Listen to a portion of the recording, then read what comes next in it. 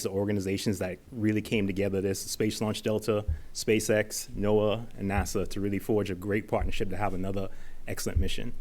So you've heard there's 3 spacecraft on this mission. So it's almost as if our mission integration team had to work 3 missions simultaneously. And it has been going very well. Our team has been busy over the last couple of weeks.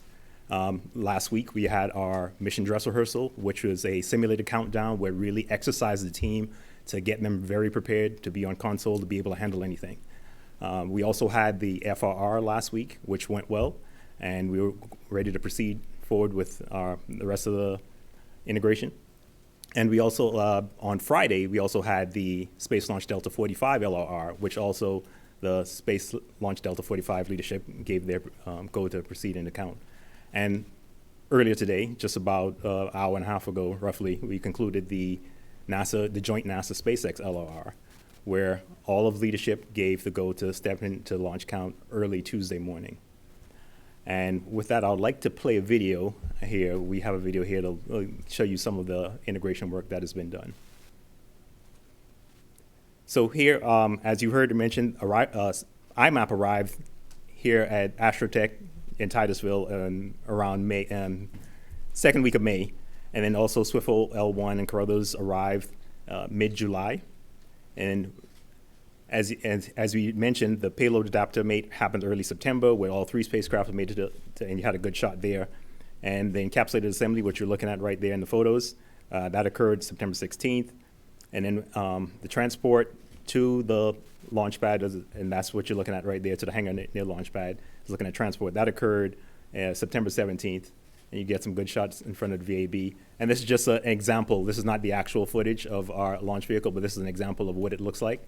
Rollout from the hangar at 39A to the launch pad is occurring right now. So hopefully by the end of this, we may or may not have a good shot as they work through that. So there you go. So as we, if you're looking at everything that's going on, we are in good shape. We are early Tuesday morning, roughly about 30 to 40 minutes ahead of our T0. I will poll the NASA team to step into propellant loading and launch. And all goes well. The propellant tanks on the Falcon 9 will be loaded with densified propellants. And the team will be stepping into looking at a T0 at 7:32 a.m. Tuesday morning. And just to summarize, the Falcon 9 is ready. The IMAP, Swiffle, Carruthers teams are ready, and the integrated team is ready and excited to step into launch count.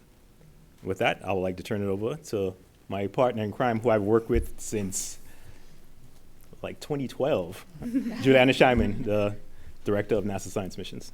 Thank you, Denton. Thank you, Dr. Gibson. I'm super excited to be here today to talk about our next science mission. Everyone at SpaceX is incredibly proud to support missions like this. As you heard the team talk about, IMAP, Swiffle, Carruthers, these are all space weather missions. And space weather, as you heard Dr. Fox talk about, is incredibly important for all of our missions that we do at SpaceX.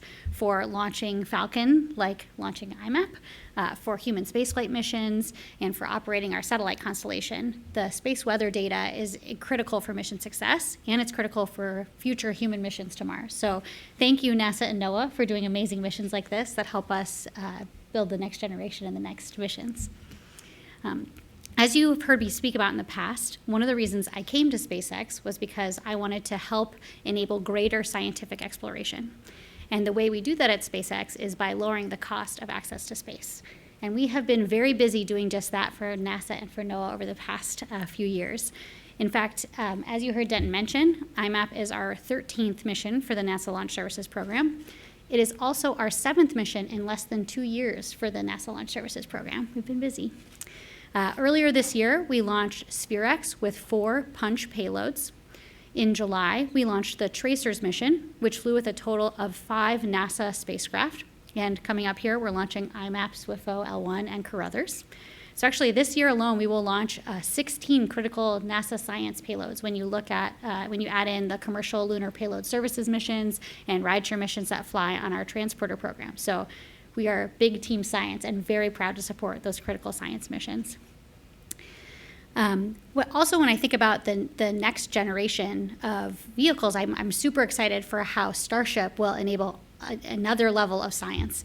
Starship, with its large payload volume and excess performance, we have the ability to support never-before scientific missions, like incredibly large telescopes or interstellar missions that don't need to measure mass down to the gram. But focusing on Tuesday morning, very excited to launch IMAP, SWIFO L1, and Carruthers. And I want to thank NASA and NOAA for their continued confidence and partnership. And I will pass it over to Arlena for the weather, who is wearing her sun earrings, so I know we're going to hear good news. Thank you very much. Yes, I thought the sun earrings would be appropriate given the mission that we're working on. And also, while we're not looking from a space weather perspective, as a launch weather officer, we're looking from a terrestrial weather perspective, sun still plays a big part of that as well.